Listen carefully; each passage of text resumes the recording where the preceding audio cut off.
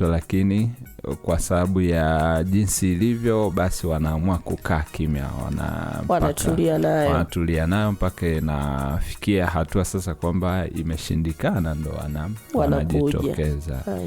Lakini ni changamoto ambayo Teddy anapenda ni kuhakikisheni kwamba ni changamoto ambayo inatibika lakini pia ni changamoto ambayo unaweza ukajikinga usifike huko.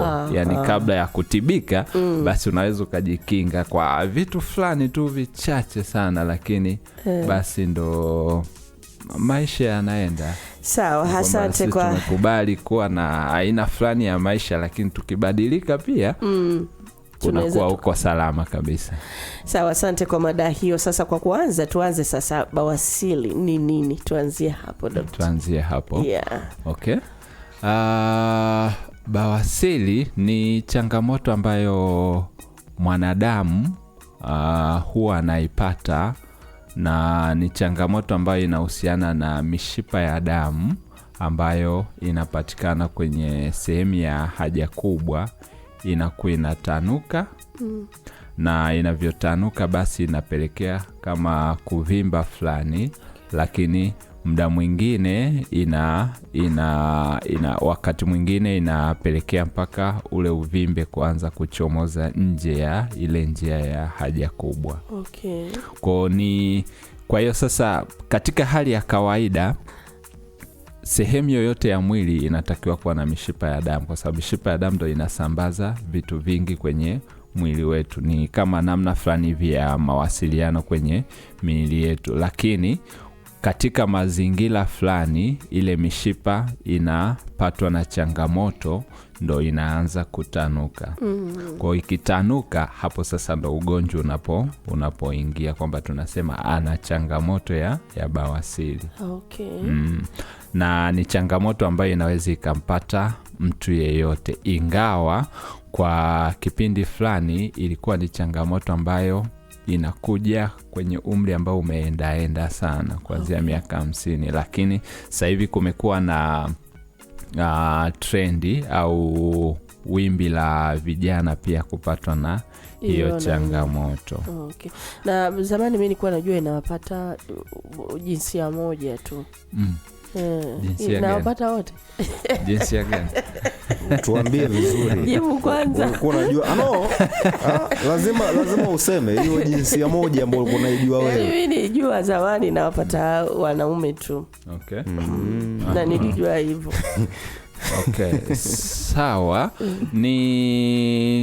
Inawezekana labda ni kujitokeza tu, lakini ni changamoto ambayo inaweza ikapata jinsia yoyote. Okay. Haichagui wa kiume, haichagui wa kike.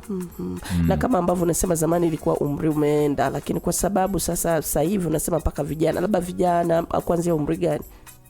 Vijana yani unaweza ukashangaa ni kuanzia hata miaka 10 na anapata.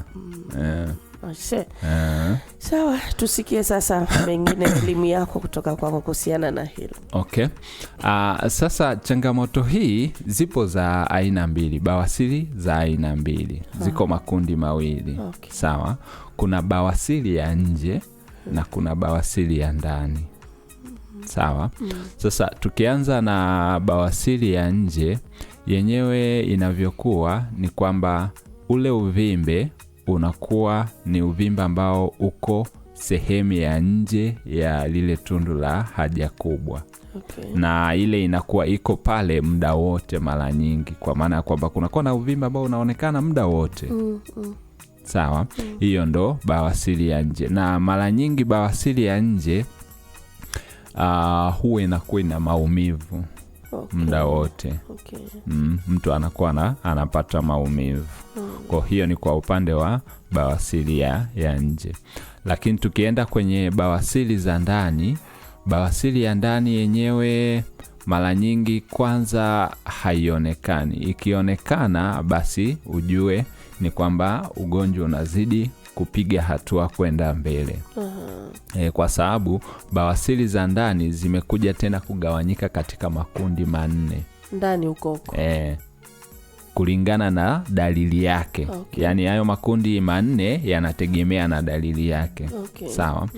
Kwa sababu kundi la kwanza ni kwamba bawasiri haionekani nje, na dalili pekee unayoipata ni kutokwa na damu wakati wa haja kubwa. Okay. Sasa mara nyingi huwa anasema kwamba kutokwa na damu kwenye njia ya haja kubwa inaweza ikawa ni viashiria vya magonjwa mengi. Lakini ukitaka kugundua kwamba hii damu sio ya vidonda vya tumbo au sio ya magonjwa mengine yoyote yanayohusiana na mfumo wa choo au mfumo wa chakula sehemu ya chini, ni kwamba dalili ya damu ya kwenye bawasiri ni kwamba unakuwa umepata choo kawaida, lakini baada ya choo kumaliza choo kile cha kawaida ndo matone ya damu yanakuja, yanajitegemea kabisa. Sio kwamba choo kimechanganyikana na damu. Okay. Choo umemaliza, alafu baadaye either wakati unafuta kwa kutumia toilet paper au basi umemaliza, baadaye unaona matone ya damu yanatoka yakiwa yanajitegemea. Okay. Na damu hiyo inakuwa ni damu nyekundu, ile nyepesi kabisa, nyekundu. Kwa hiyo ni tunaita first degree hemorrhoid. Okay. Sasa manake kile kiuvimbe kipo ndani kwa ndani, sema kimefanyaje, kimepasuka, kwa sababu sasa ni mishipa ya damu, kikipasuka manake ndo unapata ile damu. Okay. Sawa.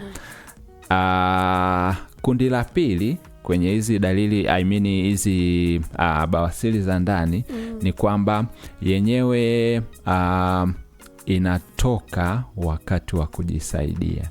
Okay. Yani kwamba unapata ile damu lakini kinachoongezeka kwa huyu mtu ni kwamba kile kiuvimbe kinakuwa kinachomoza wakati wa kujisaidia. Okay. Lakini baada ya kujisaidia chenyewe kinarudi ndani. Okay. Sawa. Na yeye anapata maumivu. Mara nyingi sasa wakati wa kujisaidia ndo utapata maumivu. Lakini huyu ambaye iko nje muda wote anapata maumivu. Kwa ile bawasiri ya nje mara nyingi yenyewe inakuwa na maumivu hata hujaenda kujisaidia na okay. Sawa. Alafu kuna ile kundi la tatu kwenye bawasiri ya ndani, na yenyewe anakuwa anapata damu na wakati wa kujisaidia kile kiuvimbe kinatoka nje. Sasa tofauti na ili kundi la pili ambapo kinarudi chenyewe, kwenye kundi la tatu ni mpaka mtu mwenyewe akirudishe. Kinabaki hapo. Kwa hiyo bila kukirudisha kitabaki hapo hapo. Okay. Sawa. Hiyo ni kundi la tatu. Na huyu sasa anapata maumivu sana. Sawa. Okay. Alafu kundi la 4 ni kwamba anaweza akawa anapata ile damu lakini kinachoongezeka kwake au dalili mbaya zaidi kwake ni kwamba ule uvimbe ukitoka nje hata kurudisha haiwezekani tena. Ndio ya 4 hiyo. Kwa hiyo ni kundi la 4 kwenye bawasiri za mpaka aende hospitali wakakitoa hicho.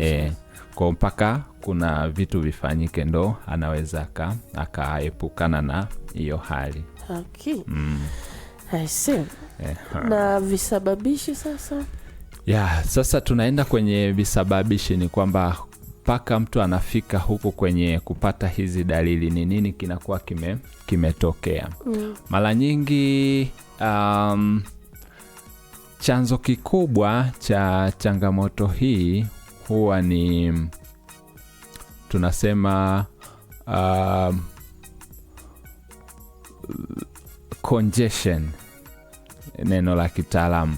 Lakini ni kule kutokurudi kwa damu katika mpangilio wake unaotakiwa. Sawa. Congestion kwa maana ipi? Yani kwamba katika ufanyaji kazi wa kawaida wa miili yetu ni kwamba damu huu inatoka kwenye moyo inaenda sehemu zote za mwili, lakini baadaye inatoka kwenye moyo kupitia mishipa tunaita artery.